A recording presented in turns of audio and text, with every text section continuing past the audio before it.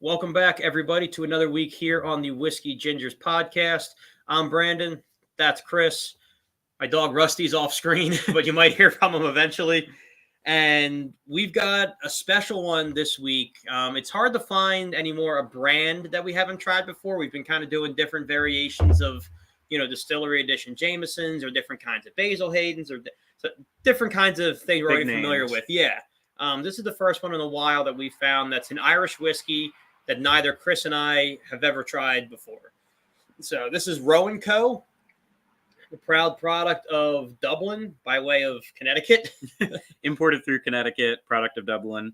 It's aged in bourbon cask, which should be pretty cool, and it's non-chill filtered. So yeah, so we'll see how it goes. Me as somebody who likes their whiskey chilled, I'm after the fact, I'm intrigued. I actually don't know how many of my whiskeys are how many of them are chilled beforehand or not. Like that's the first one to mention it explicitly. Yeah, like the non-chill filter. I definitely heard that terminology used before. I really don't know what it means. I'm sure we can look it up and find out. We'll have that answer for you at some point, I'm sure. Yeah, the bottle's really cool though. It's got early 1900s, real simple. Yep. I can picture someone cracking open one of those wooden crates, and there being a bunch of these in there. Yeah, they look like something that you would find in an old movie or something, like a bootlegging movie. It's got some interesting branding on it. There's not really much, but to your point, it's just very basic branding. Yeah, it gives me Prohibition, speakeasy kind of vibes. I like it, and that kind of prompts me. I want to see, because I was just thinking, I was like, oh, how cool would it be if we got a Prohibition era whiskey. Oh, and I want to see cool. what that would be, what that runs. I mean, the thing is, they're they were just kind of not really that great in reality. That would be fine. The whole reason why people made mixed drinks in the first place was because they had shitty alcohol when the Prohibition was around, because they just got whatever they could get.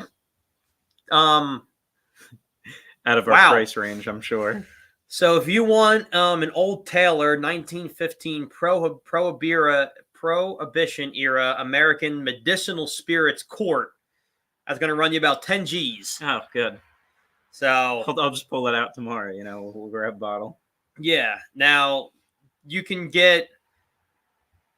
Now that's through Flask Fine and Fine Whiskey. I'm reading another article that says on the private resale market, you can find 750 milliliter bottles for around $1,000 a pop. Oh yeah, easy. Still a lot. But I mean, as opposed to 10, if I was somebody with a lot of disposable income, just for guests and dinner parties, I'd pull the trigger on some Prohibition era whiskey. Yeah, I mean, if you wanted something really special in your collection, that'd be something really. I'm sure there are people that will totally do that. It's a little bit out of our price range, but yeah, a little bit more for us. But I mean, if you had birth of your first kid or something, and you had a wealthy uncle, and there's Rusty, there's the dog. So, I agree. I think that'd be pretty cool. But I think without further ado, we should probably pop it open while we're chit-chatting. Yeah, what are we waiting on? Crack her open. It's got a pretty cool cork on the top, too. A lot of the times they're just plain corks. This one's actually branded. Yeah, it's got it's got that burnt in mark, and it's not branded. It's branded. No. Just so you guys can see, too. I don't know if you can see, too, but Roe Co. Everything doing with our lighting tonight. It's coming out really clear. Yeah, it is, isn't it? Yeah. Ooh, that's a top fiver. That's a pretty good one right there. That got a head tilt from the pup. I think it's got a nice bottle shape too. The pour on this is it's got this weird bulby kind of and you get a full palm around it. It's great.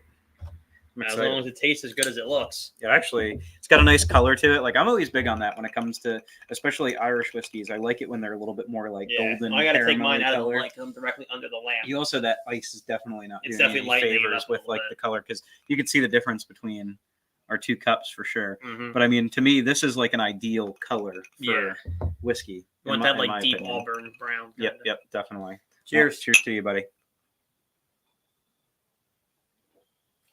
That's nice. Oh, wow. I like that for just a basic kind of smooth everyday drinker kind of thing. Plenty smooth to where you can sip on it for a while, kind of refresh yourself a little bit. Enough burn to know you're drinking a whiskey. You can definitely feel the aged in bourbon barrels. Oh, totally. Yeah. Because you get the sweet early on, that when it first hits your tongue from Irish whiskey. Yep. And as it kind of settles and works its way down, you get a little bit of that burn and smoke from the bourbon. That's an enjoyable one, honestly. It really is. It's not bad at all. It's kind of the best. Oh boy. It's a 45%er. Yeah. So it's a little bit more on the heavier side, barely. But you don't get that feel. Yeah, no. It's smooth. I mean, like, just to give everybody, we usually do give like a price range on it.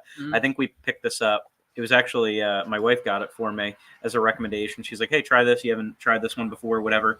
So we picked it up, but I think it was like $30. Really? $35. It was really affordable. It was not bad at all. That's a really strong whiskey for $30. Yeah, I'd say this is a pretty good contender for like people looking for a good everydayer. Yeah, something to have in. Everydayer sounds terrible. Well, like a good, casual whiskey. Casual, let me pour a glass kind of whiskey. I would buy this again for sure. And it's a little bit more fun. I mean, excuse me. I love Jameson. This podcast was started because of Jameson. But I feel like everyone has, like, if you ask anyone for a whiskey, they have either Jameson or I know it's a bourbon, but they'll give you Jack. Yeah. If you want to be a little bit different, like having this as your house whiskey, I mean, I think you'd impress a lot of people. Definitely, for sure. I think the flavor's there for it, and also just like the price is fine. You can't really beat that. Think about it; it's the same price, if not way cheaper, than a lot of those name brand ones. And if you never told anybody it was $30. I mean, I would probably, if you told me that was a $50 whiskey, I would have believed you. I'd probably believe it. Yeah, honestly. I mean, like I'm happy when we're pleasantly surprised with a whiskey, because a lot of the times, like you said in the beginning, we're doing a lot of those whiskeys. They're those name brand whiskeys that you kind of know they're going to be pretty good for the most part. I mean, that's the reason they're popular, is because they're pretty good. Yeah. They have like a baseline of, like, here's like your crap.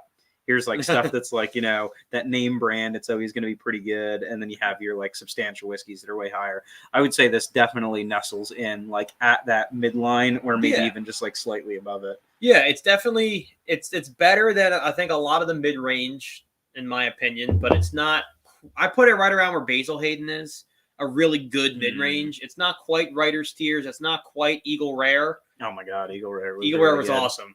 But it's a really good mid-range. Yeah. It's like a Hilton. Like, you're not a big spender, but you got the continental breakfast and a nice some luxury in there. Yeah. They have a hot breakfast instead of just like cereal. Yeah, it's the Hilton of whiskeys. I like that. That's actually really funny. And then what the hell was we had a really bad one. Like Sheepdog would be like the best Western. The best. They're not the Red Roof that Inn. bad. The Red Roof Inn. The Red Roof Inn of whiskeys. This is like a total tangent, and like we have a Let's Drink About It segment planned out, but I think this is a really funny talking point based on what we brought it up. What's the worst hotel that you ever remember staying in? You don't even have to remember the name, but like the situation, because I have a really funny one. Probably. So I've stayed in two that stick out. I stayed in the Red Roof Inn when I was going to a Notre Dame game, but honestly, it wasn't bad. It was clean. It was just basic, Red Roof Inn. Yeah. And then when I went to my first homecoming for college, like, as an alumni, I booked a hotel for 2 nights and thought, you know what, I'll crash with my buddies or whatever on Saturday night. It's fine. And then I was like, you know what, I'm an adult. I have adult money. I don't want to crash on someone's couch. And I booked the Econo Lodge at the last second. And, there were some hairs in different places. Wait, where was this one at?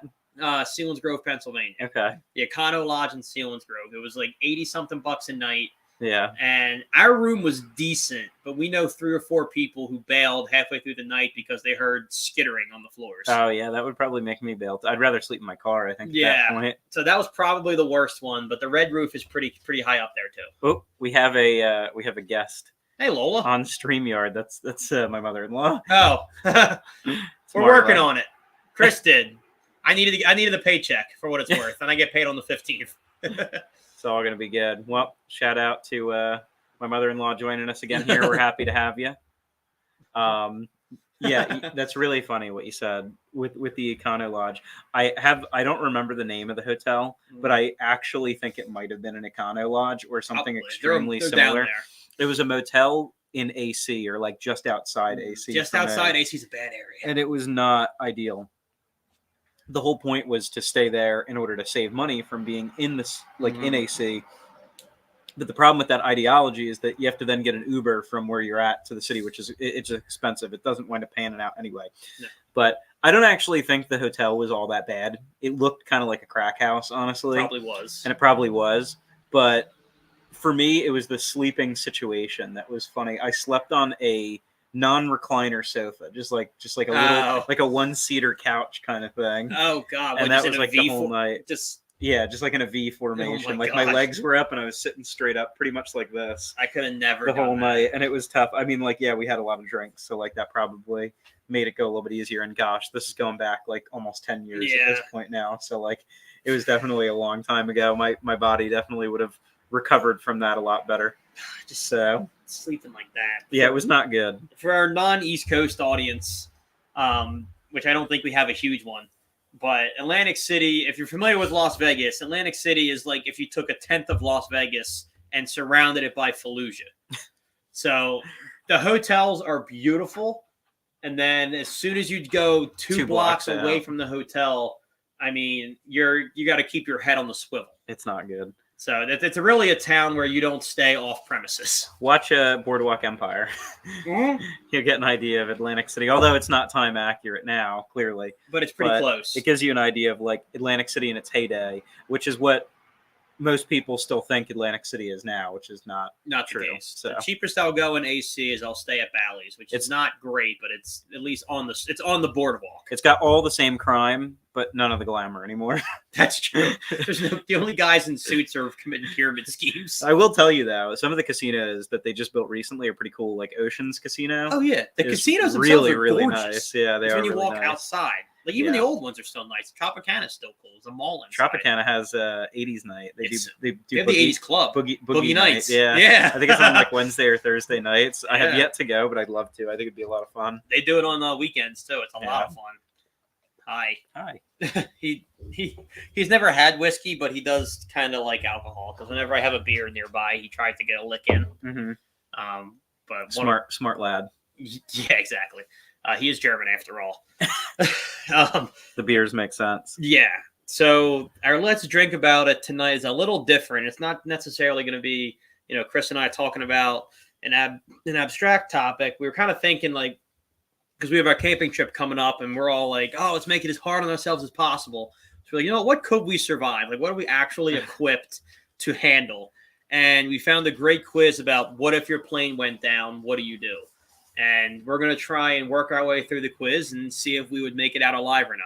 It all stems from I was telling Brandon, I don't remember if we were talking about it on this podcast or not, but we've definitely talked about it in general, where most guys, if you poll the population, it's 80% of guys think that they can survive landing a plane on their own. Mm-hmm. They think if their pilot was unconscious, they could put the headset on and call him to the tower and they think and they land could the bird. a plane. So I mean, I don't know if I necessarily feel like I could do that. Mm-hmm. I'd certainly be willing to give it a try in a life or death situation. Somebody has to. And that's an interesting point. We'll get to this in a second. Yeah. You're right. In a life-threatening situation, let's say the plane is going down. Yeah. And assuming there's not another pilot on board, I'm the kind of person where if I'm gonna screw up, it's gonna be because I screwed up. So if that plane's going down, they're asking for volunteers. I'm hopping in the cockpit because I'm not letting somebody else decide if I die. Well, what's also your other alternative? It's is there a chance that nobody wants to take that responsibility? And then everybody's just gonna sit there and just go down. I mean, at a certain point, somebody's going to do it. I'd rather, to your point, I'd rather it be me than somebody else. I mean, at least I go down trying. Exactly. So, I don't want to be sitting there wondering if it's going to be okay, and then find out the guy who went up there froze up or fainted or something. And I think that's just the male mentality, and that's where the poll comes from. It's so toxic. Yeah, I could land a plane. I've never done this before, but screw it. I could parallel park pretty well. Maybe there's some translation there. Probably. I mean, I have a boating license. Yeah. It's probably not that different. So we basically What's up? What's that? Nice glass. Oh yeah, I already addressed that one. Yeah. Yes, they're rocks glasses. For yes, whiskey. They are definitely for whiskey. So we're gonna go through this quiz. We're gonna try and do it together. Of course, as per normal, we did zero preparation for this, so we're not even sure. We're not even sure if this quiz is gonna actually work. But the intention is we're gonna read the question out. It's multiple choice. We'll answer them. Hopefully, it gives us a right or wrong right away. Otherwise, we'll just go right through the whole thing and we'll see. If we got it or not. All right. So question one. This is a quiz again, just to tell everybody. This is in case a plane went down. Could you survive the plane crash? And the plane's already down. So, and the planes are. That's what it sounds like. Okay. Maybe not. So it says, first question: you are more likely to die in a plane crash than a car accident. Oh, so it's option, car accident. Yeah, 100%. definitely, for sure. So fiction would be the answer. That's the correct answer. Yeah. According to the Aircraft Crashes Record Office, your chances of dying in a plane crash are 11 million. Car accident is 1 in 5,000. So that's 1 in 11 million. 1 in 11 million to die in a plane crash. I feel like it should be so much higher than that. Yeah. So the next question is, plane crash survival rates in the United States are about 50-50. I think it's fiction. I feel like because they're designed, like there's got to be a design in the plane to not die instantly. It's probably true. So the choices are fact, fiction, or almost a fact. It's more like 25%. I think it's fiction. I think it's higher than 50-50. You think so? What do you think? I think you might be right. Yeah. It is. Actually, your chances are much greater than that. More than 90% survival rate. Yeah, they build those almost not expecting to go down, but like they build them in case you go down. That would make sense. It's just a matter of chance who survives a crash. There's not much you can do to save yourself. Almost. See, this is a matter of chance, but there are steps you can take to increase your odds.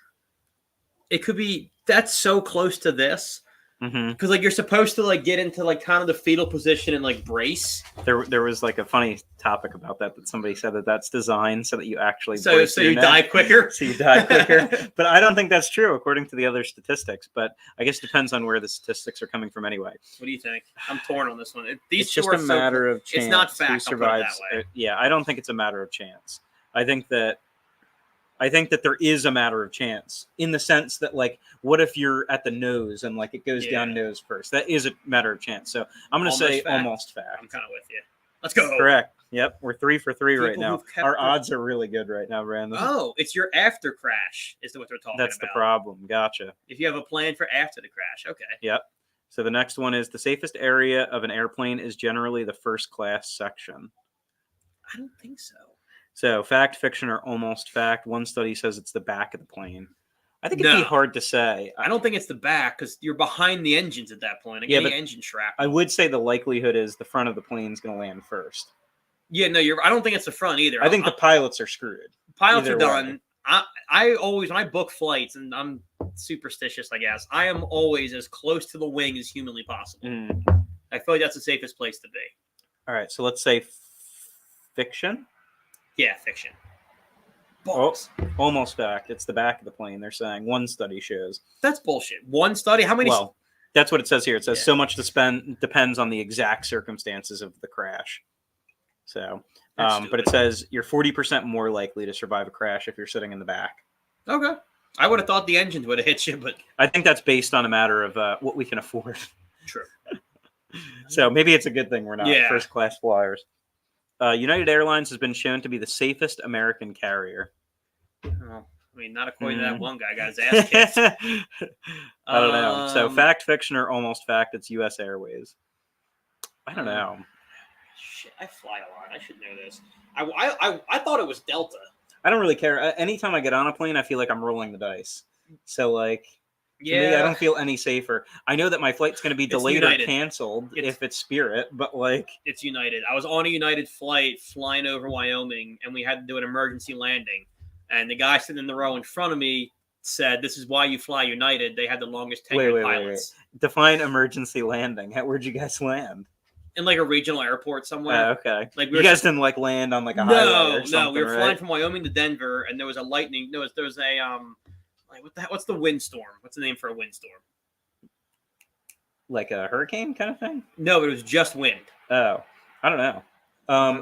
You know, there's a word for it. Yeah. Either way, there was gale force winds in the city we were trying to land in, so we had to land in a regional airport with no commercial air traffic, and then take off again in an hour when the winds passed. Oh. Long story short, he said, "You're lucky you're on United. They have the longest tenured pilots." Let's see if he's right. He's wrong. Come on! No one has safest airline. That's a trick question. That's bullshit. See, these last two.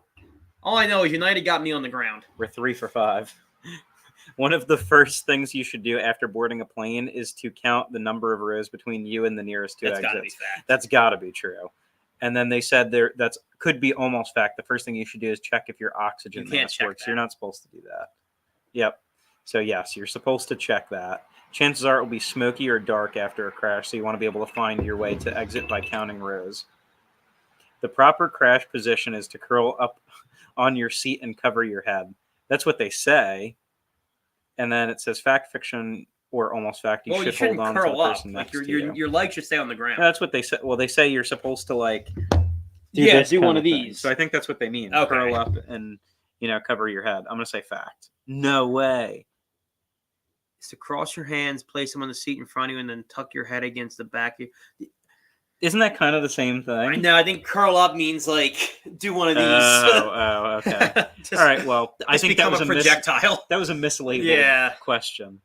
We're quickly turning our odds here. Well, I think we had the right idea on that one. Mm-hmm. All right. So it says it's better to wear natural fibers instead of synthetics when you're on a plane. Who the hell? Who cares? Yeah, I don't think it matters. That's not. I guess their purpose is probably, I bet you, if like fire or something, maybe the natural fibers are better than the synthetics. Brother, if the plane's on fire, what I wear ain't going to make a difference. It's not going to make a difference. But you're probably right. It's probably the synthetics will burn quicker. Wait, so look at this question, the way it's worded too. Mm. So it's fact, fiction, or almost fact. Synthetic fibers are better. Wouldn't that be factual? Would that be fiction? Because it's better to wear natural than synthetic. Yeah, we're quickly realizing this quiz is not great, folks. It's bullshit. So what do you want to... I feel like this one's a toss-up. I feel like there's no right answer between fiction or almost fact. Should we just say almost fact? Yeah. And see where it goes? Oh, it's fact. Okay. Synthetic fibers could melt onto your skin in the event of a fire. So I was on the right page by saying that it had something to do with a fire. But can we take this one step further? If we're at the point where my clothes are melting into me, aren't we? Isn't it already over? Probably. There's somebody that like is trying to get their carry-on out of like the upper compartment as you're burning alive in the plane. The guy in the exit row in like the last seat won't get up yet. It's better to wear pants, long sleeves, and closed-toed shoes. Gotta be. That's gotta be fact. Yeah. Including your feet, as much protection as possible would be the best in the event of crash. All right. Can we just take a pause for a second though? Like, if I were to get on a plane and sit next to somebody who was like critiquing me on like, you're not wearing synthetic fibers. Why do you only have closed-toed shoes? What if there's a crash? My immediate thought is this fucker's taking the plane down. Could be. If you're that prepared for a crash, you're intending to crash. Yeah, that'd be a little sketchy, wouldn't it? Yeah. If you're traveling with a spouse and children, one parent should take responsibility for the kids. It says fact, fiction, or almost fact. You should divide the responsibility so one person isn't trying to look after multiple children. I mean, it seems like almost fact. Yeah, I guess. Save yourself, honey. Yeah, but that's the alternative. I think we got to go almost fact. Yeah. Yep. Dividing the responsibility is better. That makes sense. Also, that'd be kind of fucked up. Like if the kids die and she's like, "Well, that was your job." This is an easy one because they tell you this when you board a plane. Mm-hmm. If the oxygen mask drops, you should put yours on first before helping anybody else. Fact. That's definitely fact. Yeah. Even if your seatmate looks totally helpless, and even if you're a child, if he dies, he dies. If he dies, he dies. Smoke and fumes from a burning plane are extremely toxic. If the plane has crashed and is on fire, you should strap on your oxygen mask and stay put unless you see a clear path to an exit. I don't know, man. I think I'd want to get out. I mean, it says unless you see a clear path. So what's almost fact? If you see a clear path to an exit, make a run for it.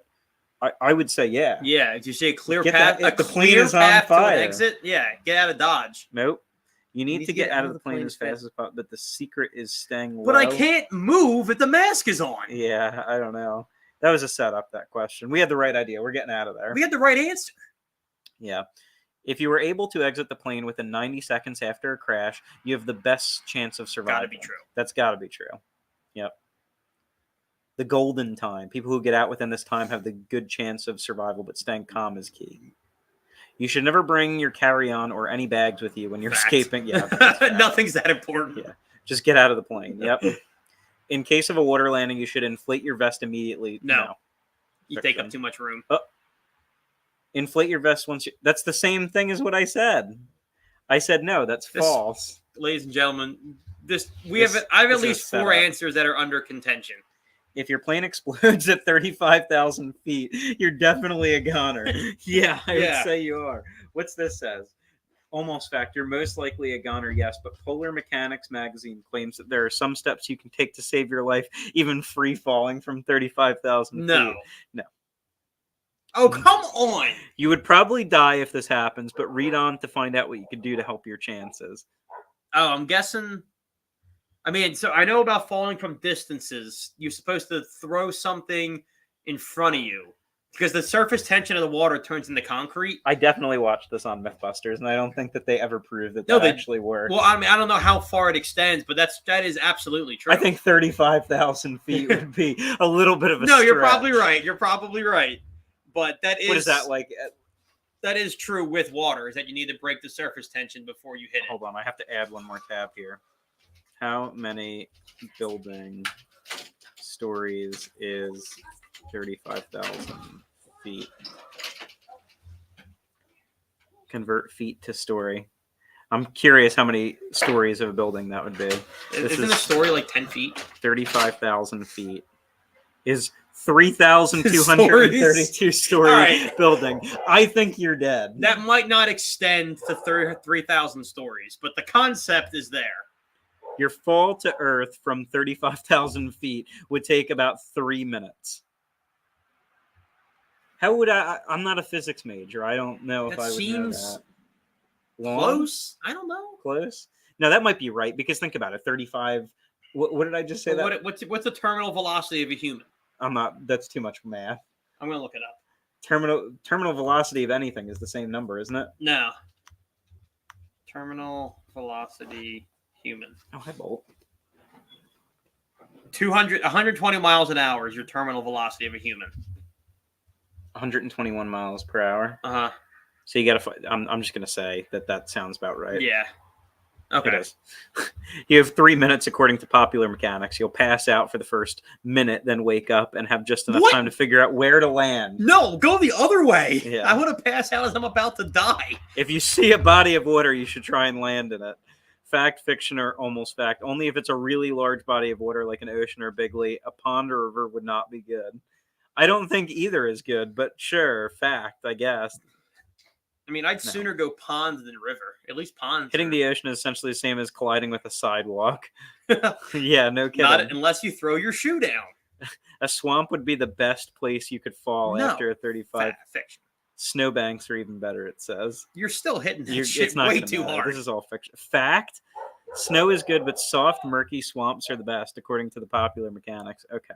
Can we, just for a second, water is cement, but apparently a swamp is perfectly safe. When you hit all those tree limbs on the way down, that apparently saves your life. As you are falling, you should curl up into a ball to protect your limbs. Maybe? No, when you want to land on your legs? Fact, fiction, almost fact. You should splay out like you're a skydiver. I think you'd probably slow down. Yeah, that's right. Wind resistance slows your fall. Yeah. How many more of these? That was it. So 11 out of 20 questions. We got 11 out of 20. We should add 3. Yeah, I think we should add 3. So 14 out of 20. So run that math real quick. 14 out of 20. 70%. 70% chance of survival. I'll take that. Honestly, we probably got more than 14 right. That test was a little BS, but that means we're more likely than not to survive. I'll agree with that. That's totally fine. This is also why we vacation by boat. Yeah, that's probably the safer option. We have another dog. This dog wasn't here earlier. But what if we just started having like random neighborhood dogs just like start popping in on the podcast? It has since arrived. Yeah, we have the Muppet Show. Is basically what we have. Basically. That's really funny. It's like Zaboomafoo. God. So I think that we can safely say that we would do all right in a plane crash, and that the statistics don't lie that most men think that they could. Yeah, I mean, you're getting rid of our guest star. I would take our 70% chance over somebody who I don't think has taken that quiz. I agree. I think I'm better prepared now that I've had taken that quiz. Same. I know to splay out on the way down. When I'm dropping from 3,000 story building. I know to aim for swamplands. Yeah. What's the tallest? How many stories is the tallest building? It's in like Dubai, I imagine. Gotta be. Everything is. How many? It's also definitely not 3,000 stories. Is the tallest building in the world. 163 is the Burj Khalifa. So it's 30 of those? More than that. No, it would be roughly that, right? 100 stories, 100 times 30? I'm not great at math, but I think that's it. No. Yeah, that's 3,000. That's roughly it. Yeah. Yeah, so it'd be only the tallest building in the world 3 times. 30 times. Yeah, 30 times. Totally fine. Easy. That makes sense. That's doable. Yeah, I could survive that. Because all you got to make sure is that there's a swamp below the Burj Khalifa, and you'll be fine. Yeah, as long as you hear banjo music, you're probably going to be okay. And just remember, you're also going to be passed out for the first minute, so your decision-making process is now 2 minutes. That would feel like the longest 2 minutes of your life. It's so fucked up that it's that direction. Yeah. I'd want to pass out before I'm about to explode. Yeah, that'd be kind of wild. Not come to and watch it happen. But what we've learned today from this episode is if you're going to fly Spirit Airlines, fly over Confederate States. So that way you're swamp safe. Exactly. You might hit a swamp. Yeah, there you go. All right. That's it for this week. I'm Brandon. That's Chris. We'll see y'all in 2 weeks. Thanks, guys. God damn it, Jeff. God damn it, Jeff. All right. That went